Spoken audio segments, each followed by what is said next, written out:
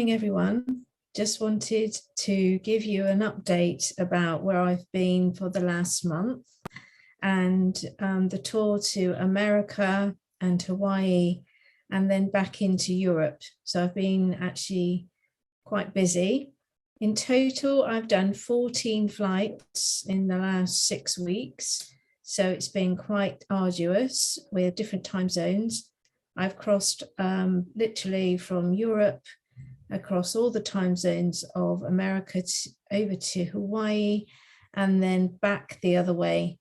So I started in Europe, then I went to London, then I was in Tampa in Florida, then I did a few stopovers, layovers on the way to LA, including New Orleans and Atlanta. Then I went to LA and had a whistle stop tour of Hollywood and Beverly Hills, and then flew out to the Truth Tour in Kuaui, where I then spent 9 days. And then I had to come back the other way. So back to LA, down to Atlanta, and then on to Miami, where I caught up with the end of Nick Veniamin's whistle stop tour of Orlando and Miami. So my body has been a little bit confused about time zones, and it doesn't know if it should be awake or asleep. And it was just quite a lot to really just get through all of those different flight paths. And so it was quite a lot to adjust to all the different time zones, let alone meet all these new people and all these new experiences that I had never had before, because I hadn't been to the USA before and I hadn't been to Kauai.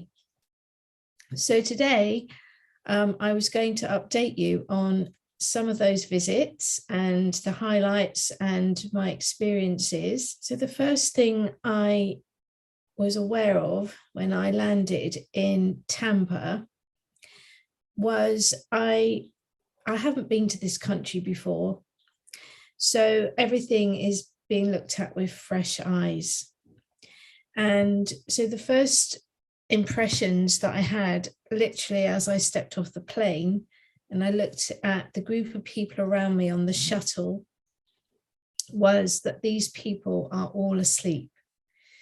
So I'm sure that is the case everywhere in the world, but when you arrive at a new destination where you've not been before and you arrive into a new energy, you feel it and see it for the first time with fresh eyes.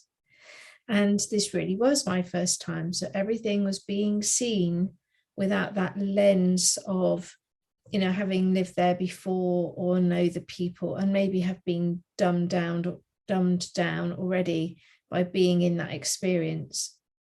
So that was my very first impression, that energetically I felt that the people around me had no idea what was going on with the bigger picture, and they were all just going about their business. The second thing I noticed was that the vibration of America in general, so that's not to say that there are different pockets of different vibration, but in general, the vibration of America is lower than what I'm used to in Europe. So that was surprising to me. I thought particularly in some regions, the vibration would be a lot higher, but I still felt like it was still very low vibration. And there's a lot of things that need to still happen in order for America to be up to speed with the vibration in other parts of the world. Now, I haven't visited the whole of the world other than cosmically when I look down, and I'm a cosmic healer. And so I send healing to the entire world. But in terms of visiting it in person, I haven't been to the entire world. So I can only base my feelings on what I experienced based on where I've lived before and my arrival. So when I arrived in Tampa, I I didn't really get to speak to many of the locals as such, only in passing, obviously, at shops and restaurants.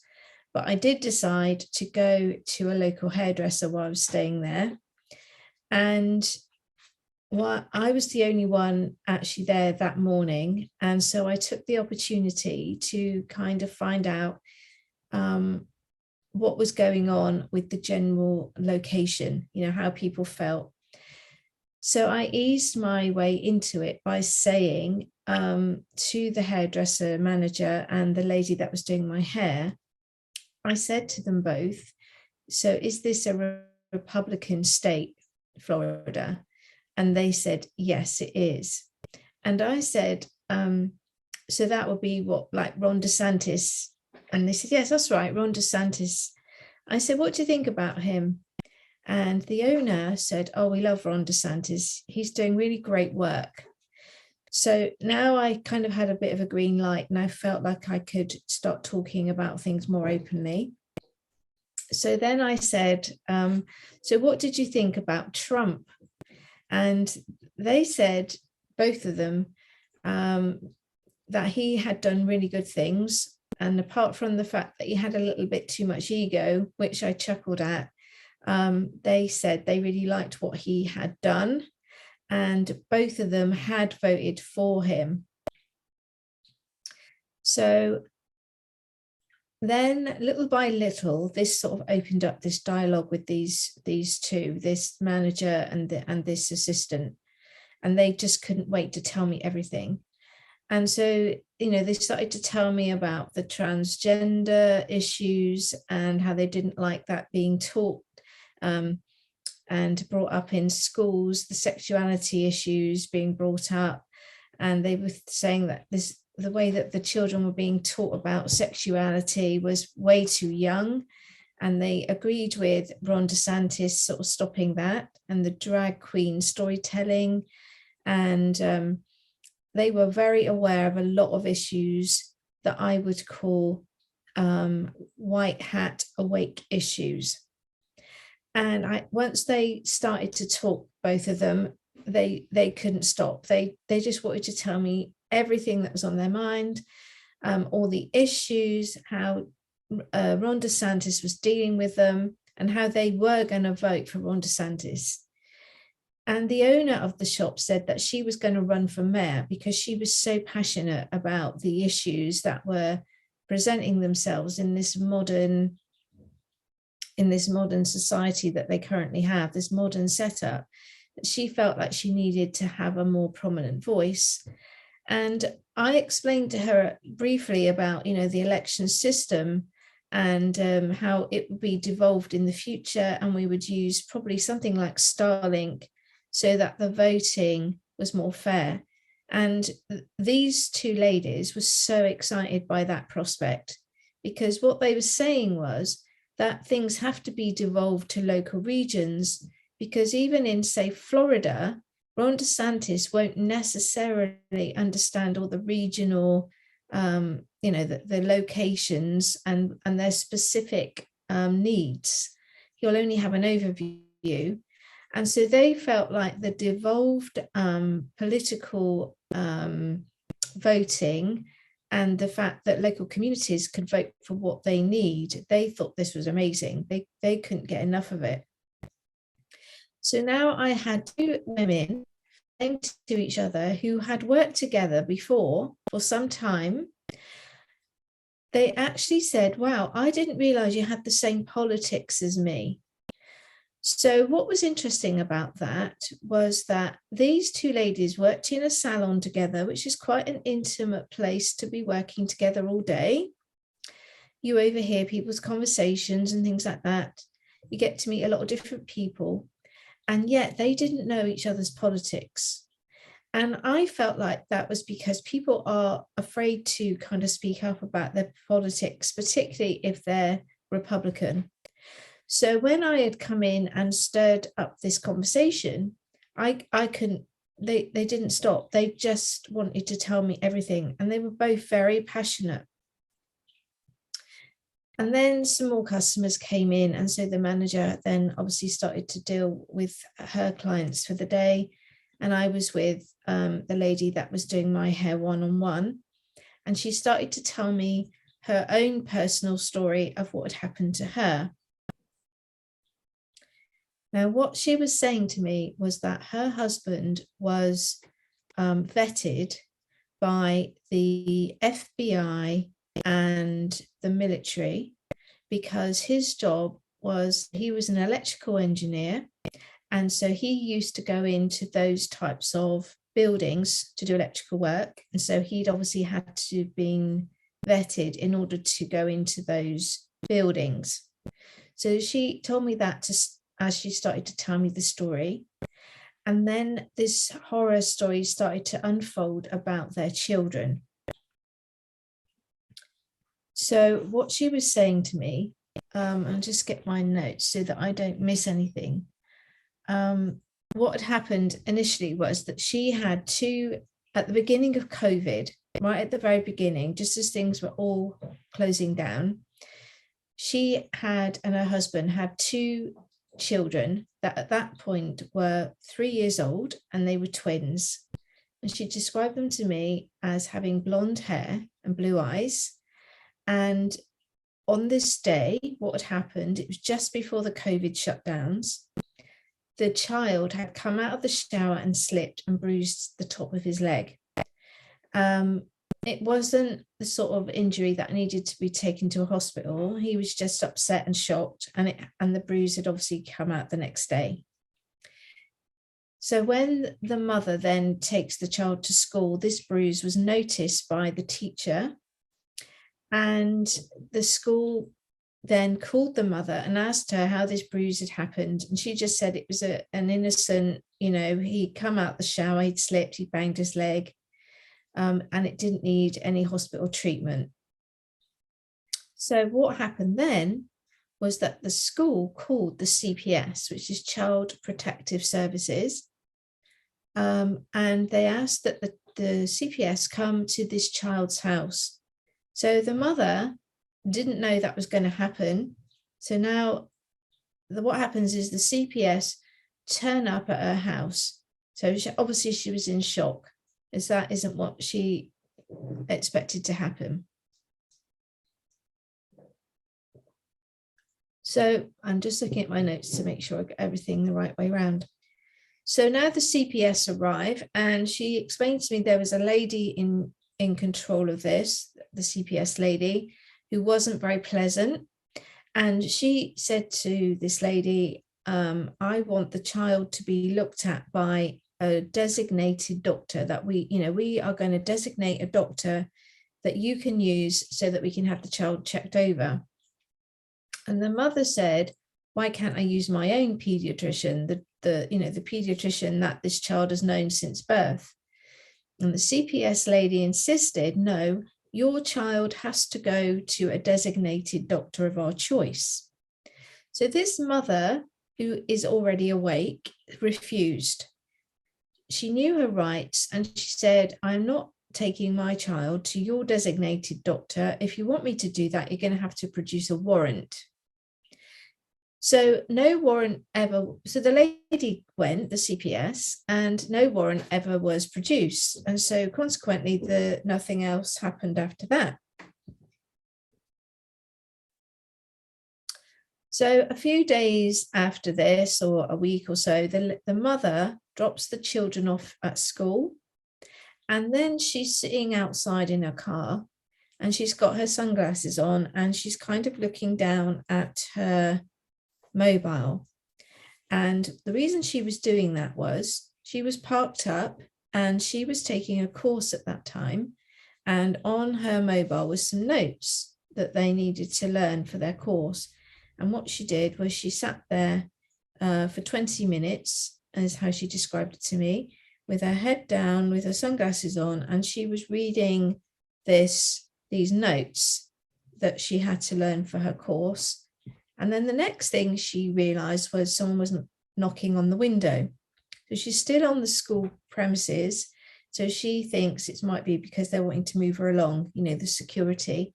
And she asked them, sorry, is everything okay? And they say to her, you've just been sleeping for 20 minutes. We've been watching you. Have you been drinking? And she said, no, what it is I haven't been drinking. I was parked up to drop the children off, and I just took a moment to read these notes from my college course. And they said, oh, yes, of course, we understand. And that was that. So when the lady gets home from school, the police arrive, 4 of them, and they want to breathalyze her. And of course, she's sober. And the police say they don't understand why they've been called. You know, the lady explained what she was doing and what was going on, and what she'd been reading her notes from college. She was sober for in the test, and the police just apologized really for causing her any more sort of distress or delay in her day. So this is what happens next. The police or the school had obviously then informed the CPS. I'm assuming it was the school, because the police didn't seem to feel there was any further need to take any action. So now the CPS turn up with 4 police, and they actually say to the parents that they didn't comply with the warrant to go and see the pediatrician, even though no warrant actually arrived, and they're taking the children away. So in this moment, the mother says, look, my sister, who lives just a mile from me, she's already registered for adopting and fostering children. Could you not, for now, just take them there till we sort this issue out, because no warrant arrived? So the CPS don't do that. They take the children anyway and take them 4 hours drive away from the home. And by now we're into COVID lockdown. And so the parents have to do these supervised visits now for 8 months, once a week, where they have to drive for 4 hours up and 4 hours back to see their children. And in the meantime, this sort of legal case is, ongoing. So on one of these visits, the mother explained to me that she took the boy for a walk along the lake. So wherever they had been placed, there was a lake, and she took the 3-year-old boy for a walk along the lake, and they were holding hands and they were walking along the lake, and the little boy's foot sort of slipped into the water and got a wet shoe or wet foot or whatever. And it was all being watched by Zoom, because we were in COVID, by a social worker. So somebody who was given the task of watching her have this supervised visit was doing it over Zoom and watching what she was doing. So when she brought the boy back, he obviously had a wet leg or trousers or whatever he was wearing. And the CPS lady, the original one that was dealing with the case, now accused the mother of trying to drown the child, even though the woman said, no, what happened was he just slipped. It's only his trousers that are wet. So this goes on, it goes to court. It's all looking very suspicious and dubious about whether the mother and the father are going to keep the custody of these twins. And it was only on the 11th hour that the lady that had been supervising on the Zoom came into the judge's meeting, which was also now on Zoom because we're in COVID. And she said, no, I was watching the entire thing. And it was what the mother said. The boy had just slipped his leg into the water. There was nobody trying to drown anybody. It was a perfectly normal visit, day out. And the children then were returned back to the judge. So that was 8 months of those parents' lives completely devastated and ruined by the CPS. Now, the mother and the father have tried to find out who that CPS lady was, and all they know about her is that she retired shortly after that. So it's very concerning to me that local authorities can have that much influence in being able to just remove children like that with no warrants, no real evidence, or hearsay. So if we go back to the father's job, I think the reason they had that information and were so easily able to get that case going like that was because of his clearance in working with the military and the offices of, say, the FBI, CIA, that type of thing. That, I think, clearly is a link. The other issue that I wanted to bring up was that what she also told me was that during her husband's day-to-day work, this was a separate issue completely, but he had gone into a military complex, into the offices. He was doing one of his electrical jobs, and he had seen a row of, children's clothing on a rail. And they had seen him kind of looking at the children's clothing, and he was obviously wondering, in a military administrative office, why would there be a rail of children's clothing? And one of the administrators in the military office said to him, well, you've got clearance, so I can sort of tell you what's going on. And he said to him, those clothes are for the children that we're rescuing from the tunnels. So that was all the information she could give me about that. But that was a civilian working in a hairdresser's in Florida, that was just giving me a story that's happened in her life, and then randomly just told me about those children's clothes. And we'd never met before. I'm from a different country. She doesn't know anything about me being on YouTube or talking about these issues. So that was obviously destined, that I met those people that day in order to get some clarification on what's going on within the Florida district. So if anybody watching this has had experiences like that or similar to that, and you would like to get in contact with me, I'd be happy to listen to what's gone on, and if necessary, make more videos discussing any information that you might have, because I don't feel that these are isolated situations. In the UK, for example, I know that teenage girls who were given the HPV vaccine their parents were under a lot of pressure to have those vaccines. And if parents were saying they didn't want to go ahead with that, they were being threatened with having the social services be involved. And the social services in the UK is like Child Protective Services in the USA. And so the schools are taking it upon themselves to report parents if they don't fit in with government guidelines around vaccinations and other things that are being imposed on parents. It's like the parental role is being diminished.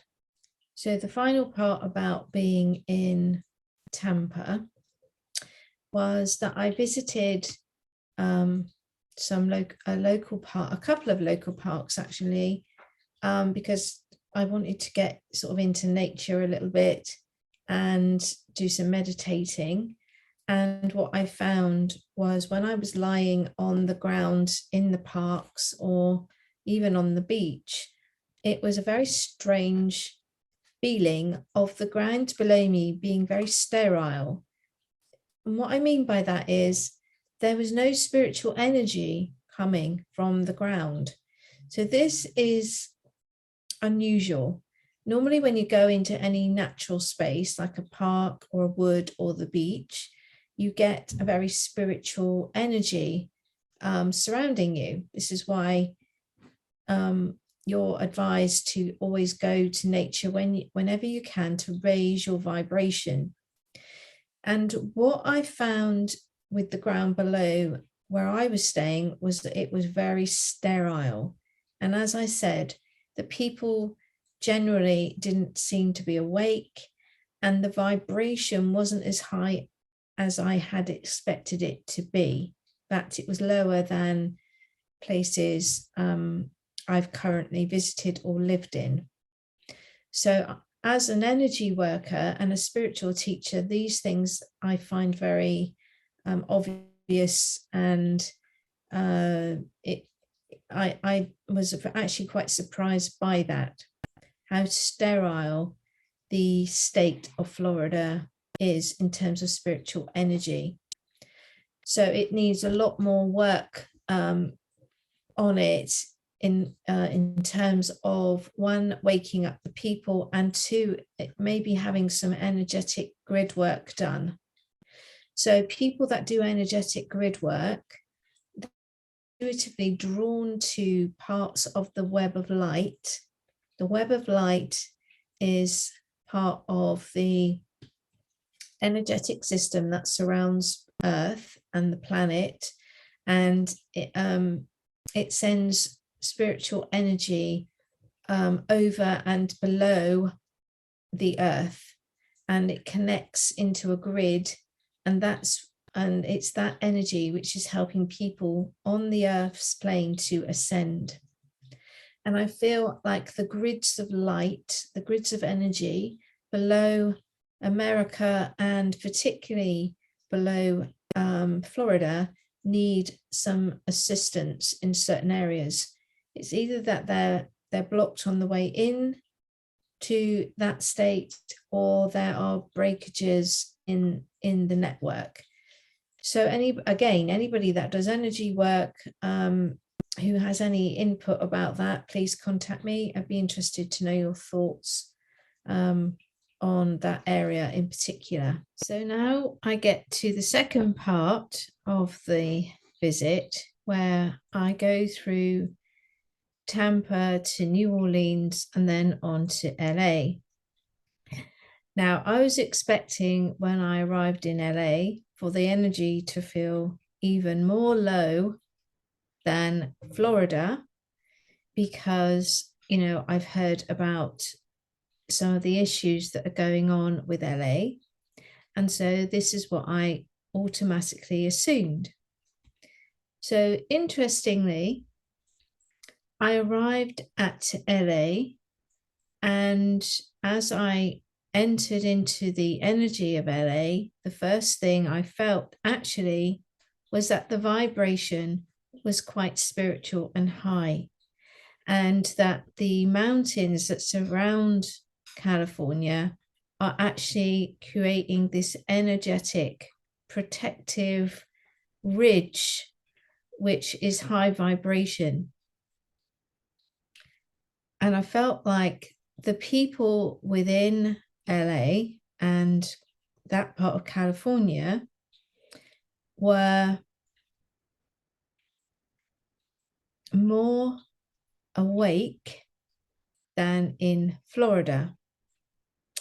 However, what you'll see looking on the surface level is that Florida is kind of affluent and well-to-do, and the streets are clean, and I didn't really see any homelessness or anything like that in Florida.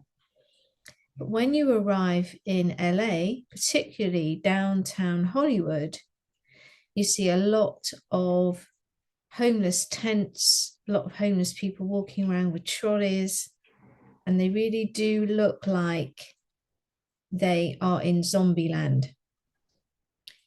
So the following day, when I went into the Hollywood streets to do a tour, which took me through the Hollywood town, and then up through Beverly Hills, up into the Hollywood Hills, you see this disparity between the haves and the have-nots.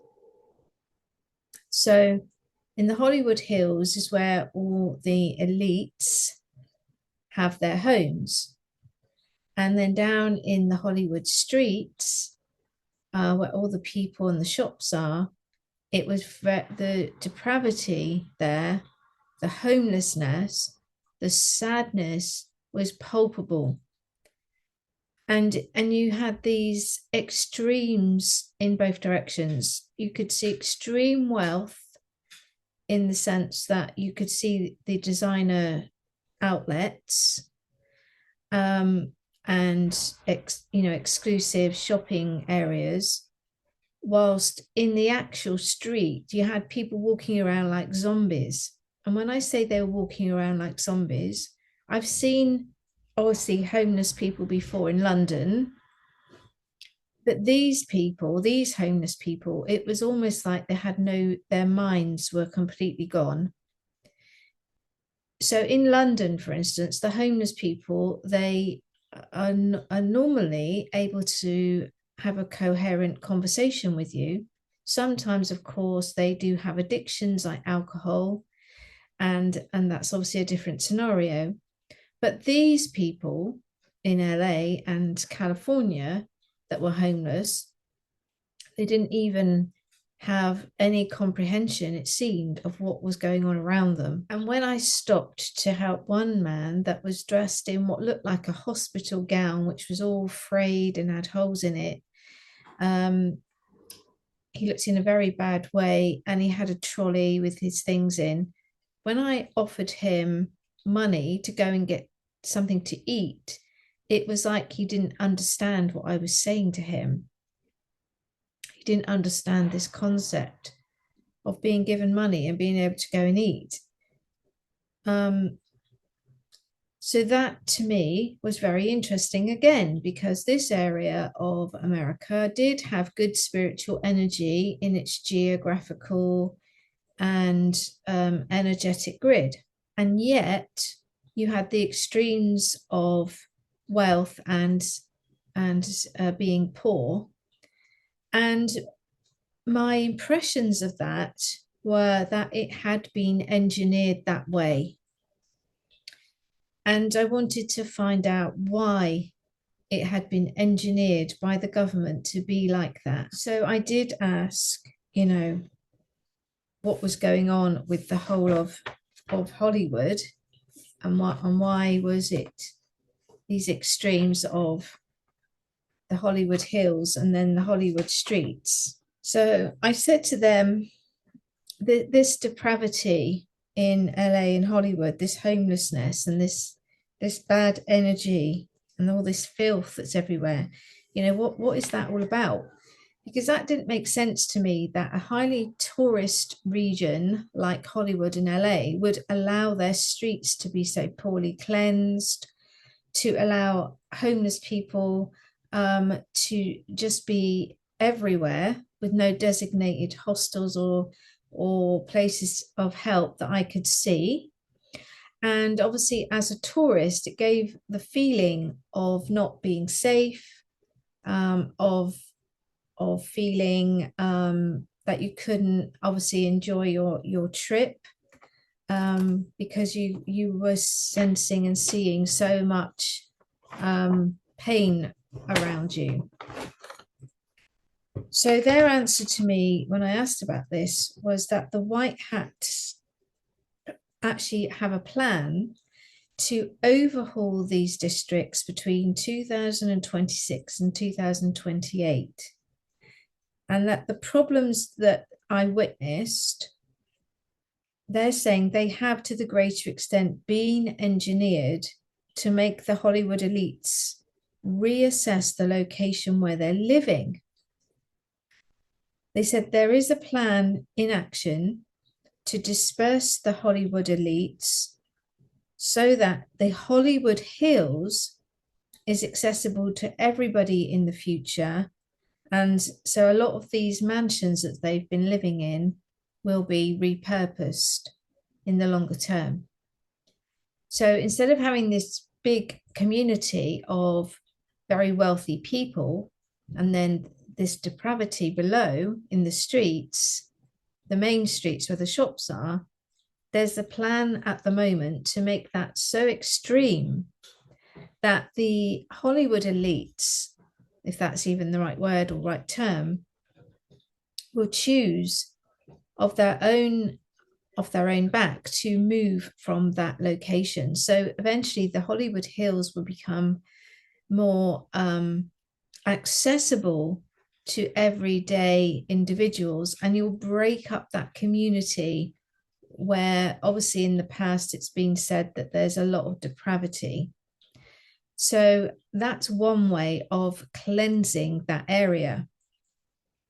Now, another interesting thing was when I took the Hollywood tour, which is where you get on, you know, a small bus and you go up into the hills and they point out, you know, where certain people live, you know, like say Justin Bieber, Ellen DeGeneres, Miley Cyrus, that type of thing. They point out where their houses are located. Now, the interesting thing that I found when I was on that tour was when I looked at the houses, I could not feel any energy within inside of them. And what I mean by that is it felt like the whole house, the houses were empty. And I don't just mean empty of people because they were on holiday. I mean, they felt empty of anybody having been there for a very long time. And in some cases, it didn't even feel like there was even furniture in there.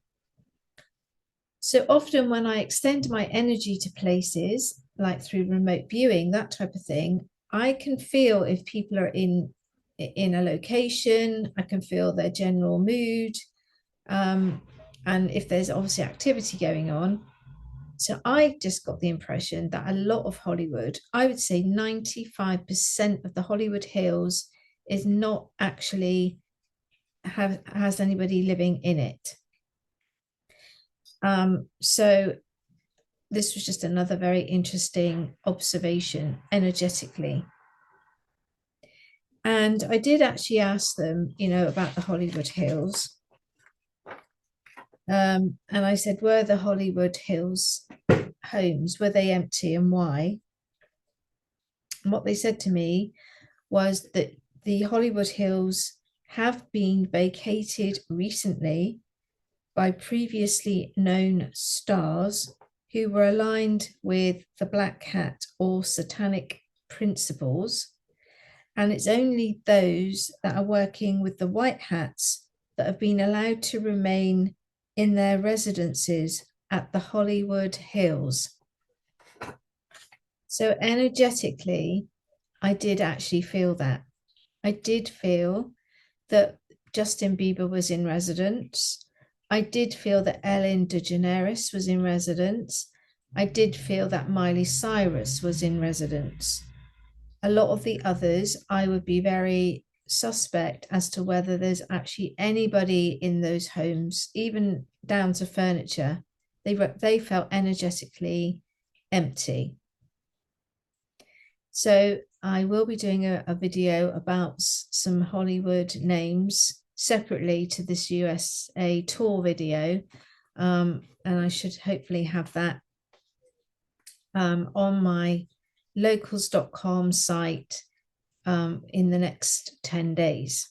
And I'm going to be looking at some larger names like Tom Hanks, Oprah Winfrey, etc., and just trying to get a bit more detail about what's gone on there and what their roles are.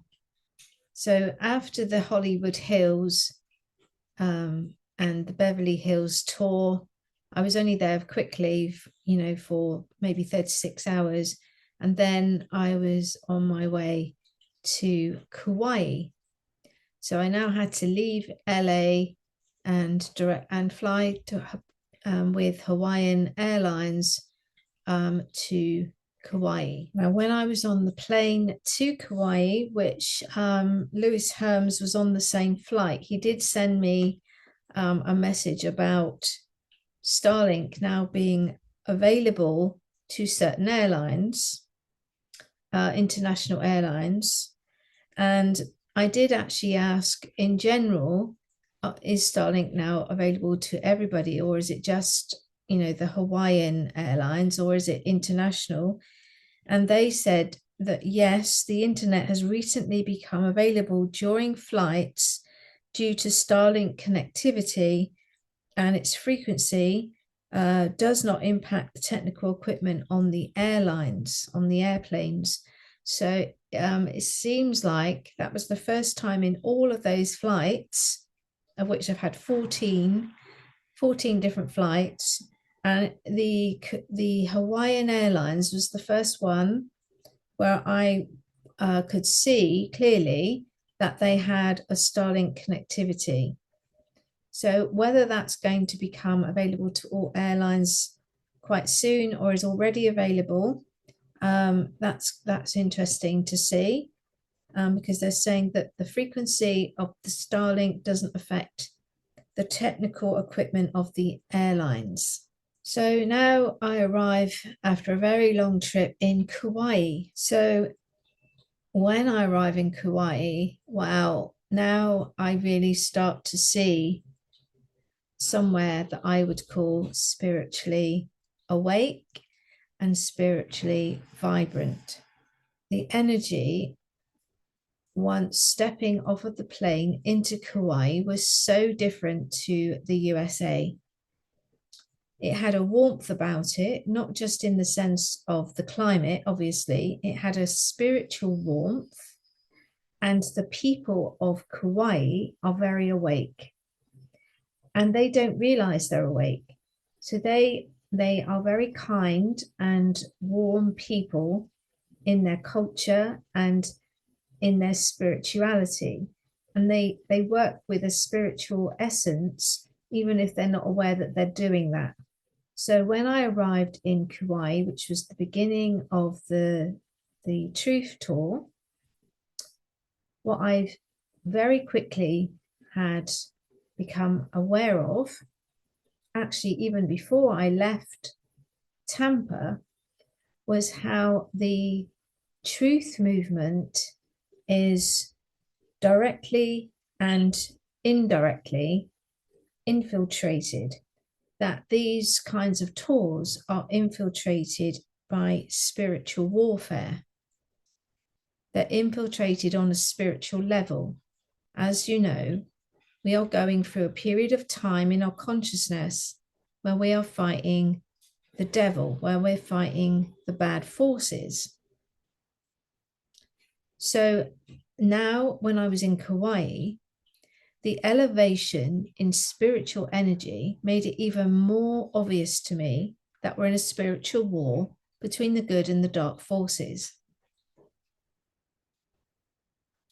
And directly or indirectly, what I witnessed was that a lot of the participants were being targeted by what I would call spell casting. And the trouble from what I witnessed is that the dark forces and possibly amateur witchcraft efforts by certain participants or organizers or people outside of the Truth Tour were creating this kind of blowback effect. So what I'm saying is that the tours, they attract, as do all people that work with the light, including myself, we attract to us dark forces. But what I was witnessing in Kuaui was organized dark force energies, which were being directed specifically at the Truth Tour. And some of these energies were amateur in their nature. And what that does is when dark energies meet with very light vibration people, like myself and some of the other speakers, it creates a blowback on them. And so what I was witnessing was a lot of amateur witchcraft having impact on people around me. So it didn't affect me specifically because of my high vibration, and the people I was associating with individually were high vibration. So I personally was unaffected by the games that were going on. But what I did witness was that the blowback from these amateur witchcraft and activities was affecting other participants directly or indirectly. So it was affecting them through creating tragic events in their life, either within their families or with their friends. So this is very sad.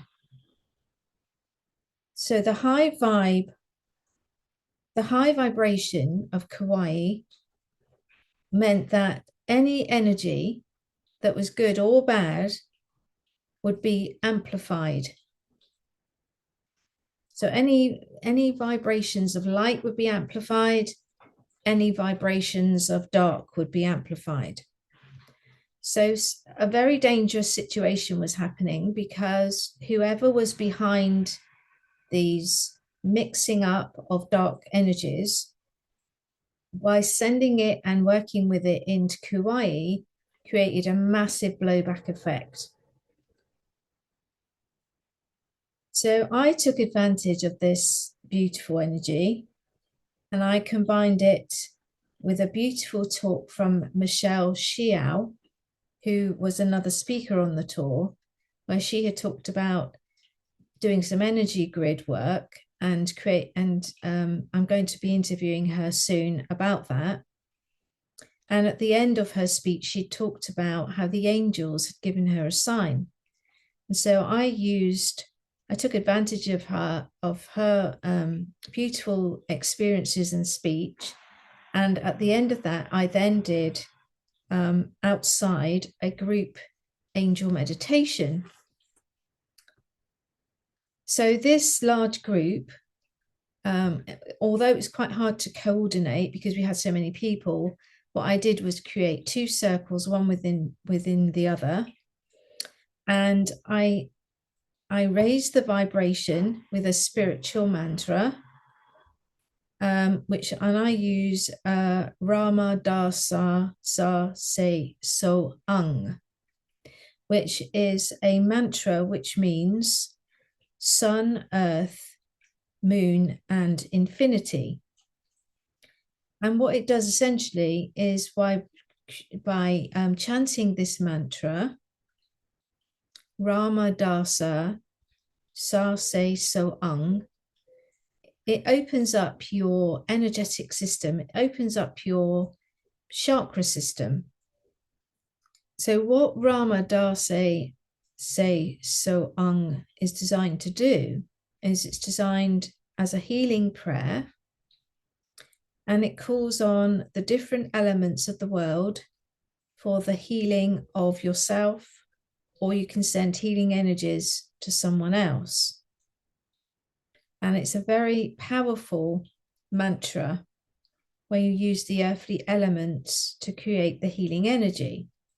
So I walked the group through the process of how to call in this energy in a precise way.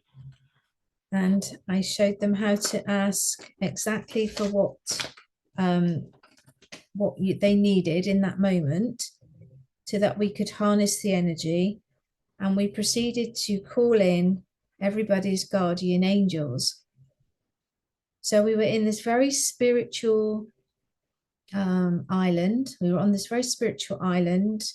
We were harnessing healing energies in a powerful group format, and the chanting and the calling in and the meditation, it created a very high and pure level of energy. And all the people's hearts that were engaged in that activity, their hearts, their spiritual hearts were started to open. And when your spiritual heart opens, you can be affected by very profound feelings as your guardian angels approach you, because the guardian angels are pure love. They have no ego, they're just pure love. And so as you follow the instructions of the guardian angel meditation, your heart opens, which allows the angel to step forward, because their unconditional love and the unconditional love from your heart, it merges. So people had some very profound experiences during that meditation. And when we had finished creating all that very high energy, so this created some quite profound experiences within the group. And when we went back to the conference room, the partner of the lady who was attending that has tried for mayor in Kuaui, he actually stood up and he actually said that even though that type of practice, he had not been drawn to do that for some time. He hadn't done that sort of practice in a little while, but he said that he wanted to go and follow through with what I was saying and see where it took him. And he said he was very pleased that he'd done that because it had reignited within him something quite profound. And many others after that meditation came to find me, some still with profound sort of tears, just who had never had that experience before and wanting to understand what happened. And I just explained to them that when you open your heart and you've called in your guardian angels, you have a profound experience and the angel touches your heart. And in that moment, you have a profound outflowing of love and tears. And it's not that you're sad or unhappy, it's that you've never felt anything like that before. So what I saw created in that meditation circle was amazing, loving energy. And what I saw happened after that was this increased blowback from the dark forces. The dark forces couldn't penetrate that level of light, and their amateur witchcraft and practices were blowing back onto them, creating mayhem. It was affecting their personal lives, their friends, and stories of things happening outside of the community that we were in, and sometimes within the community that we were in, were witnessed. And the point I'm trying to make is, when you're of the light, when you're working with the light, you're always going to attract these dark force energies, this spell casting and this witchcraft. But when you keep in the light and you maintain its vibrancy, its brilliance, it acts as a mirror to the dark forces. It creates a blowback of anything they're trying to send you.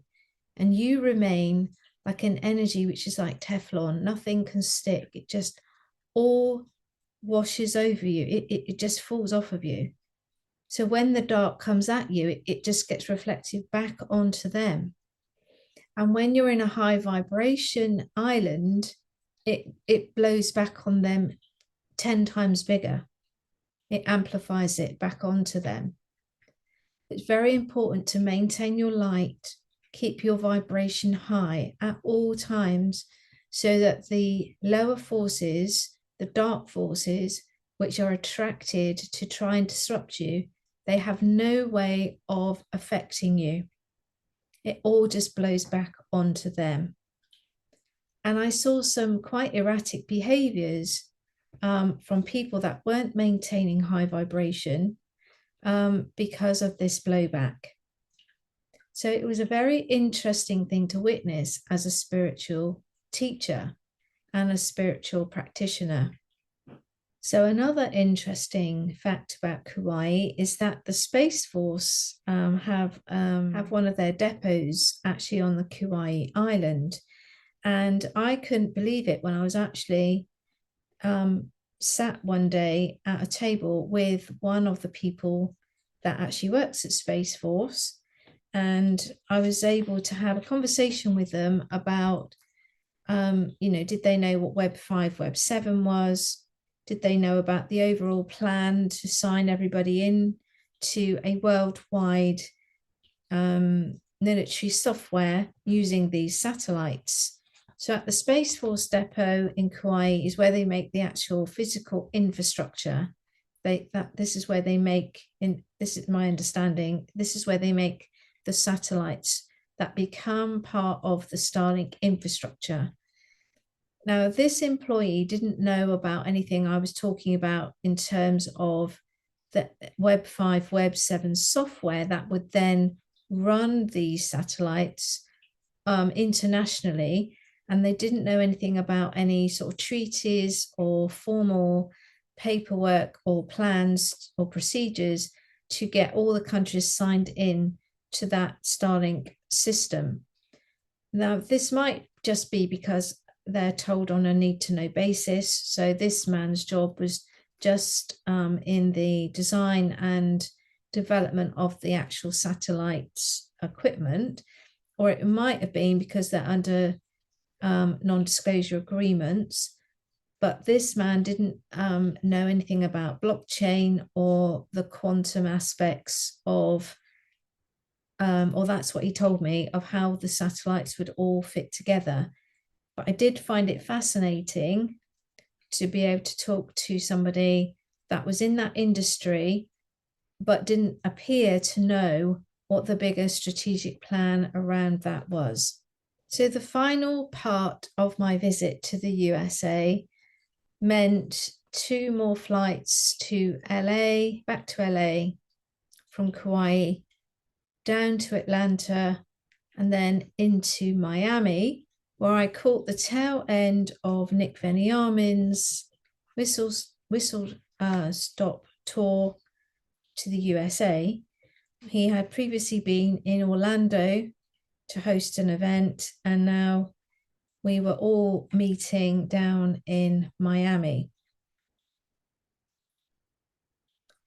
So whilst I was in Miami, there was a recording with some other truthers and people that are in the healing aspects of the industry, like Ian Clark, who makes seawater, but with added additional frequencies. And then we also had there Brian Isley, who works with his partner to run a healing clinic. And we also had Alan Fountain there, who, as everybody probably is aware, has dedicated the last few years of his life to exposing, the child trafficking and the organized child molestation that goes on at great personal cost to himself. In exposing these issues, it's at great personal cost to him. And then I finished off this arduous tour by taking a flight to Madeira, where I had some official business of my own, but I was also able to get a little bit of time just relaxing from all the journey and all the meeting everybody. And, I was able to get some relaxation time from meeting everybody. And being on a Portuguese island, again, it was very spiritual. And the thing about Madeira is that you can witness all 4 seasons in one day. So you can literally have cold, hot, rain, sun, and it can just change hour to hour. You see all the seasons, the whole range within each day, most days. So finally, what I wanted to finish with was about the power that I saw behind each of the thrones. So when I was on the tour, I met with Michael Jaco, Lewis Herms, for example, and I wanted to just point out that the wives of these truthers, Tracy Jaco, Araceli Herms, Bruce Poppy's wife, Natalie Feldman, these people don't get enough credit for all the support that they are giving behind the scenes, on what can be, you know, a tumultuous and emotional roller coaster at times. The truth is, put themselves right out at the front, trying to wake people up. But what we must remember is it's the loyalty and perception and creative abilities and insights of the partner that stands beside them that really is indeed the power behind the throne. And so what I witnessed during my 3 weeks, my month in America, was that the people that we see standing at the front, they have these powerful partners stood by their side, helping them to navigate this tumultuous and emotional storm. And I think we shouldn't forget that these people, these wives, these partners create such a lot of input that's not always rewarded or praised as it should be. So I hope you've really enjoyed my update about the USA. And Kuaui. I'm going to be doing some more channeling around Hollywood and some of those bigger names. And I'm also going to be looking at some more issues that have been germinating, I would say, in my mind while I've been on tour, but I haven't had time to sit down and put them all together until now. So anything that you would like to offer this conversation, or anything that has prompted you today that you might like to talk to me about, any of the issues I've raised, then please contact me. And I always like hearing your points of view and anything that you might like to share. So have a lovely day, and I'll see you next time. Bye for now.